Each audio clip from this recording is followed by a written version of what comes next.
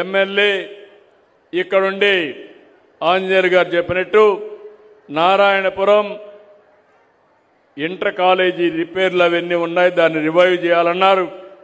రెండోది నిడమర్లో సిహెచ్సి ఒక హాస్పిటల్ కావాలని కోరారు.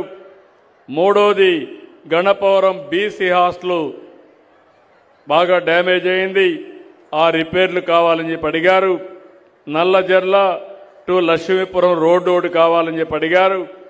ఇంకో పక్క పామాయిల్లో ఎల్టీ లైన్స్ అన్ని కూడా పక్కన వేసుకోవడానికి 25% వేస్తున్నారు, అట్లా కాకుండా 2-3% కావాలని చెప్పి అడిగారు.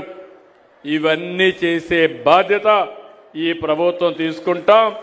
ఇప్పుడే కలెక్టర్ గారికి ఆదేశాలు ఇస్తున్నా, ఎస్టిమేట్స్ కూడా తయారు చేసి పంపించమని కోరుతున్నా. ఏలూరు నుంచి జంగారెడ్డిగూడెం నేషనల్ హైవే కోరారు, అది కూడా రికమెండ్ చేస్తా.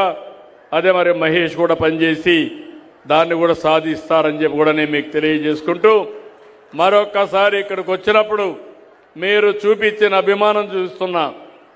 మీరు ఎంత ఆనందంగా ఉన్నారంటే ఎన్డీఏ నాయకులు మేము ఎవరు వచ్చినా నవ్వు ముఖంతో మీ ఇంట్లో మీ కుటుంబ సభ్యుడు వస్తే ఎంత ఆనందంగా స్వాగతం పలుకుతారో అంత ఆనందంగా స్వాగతం పలుకుతున్నారు.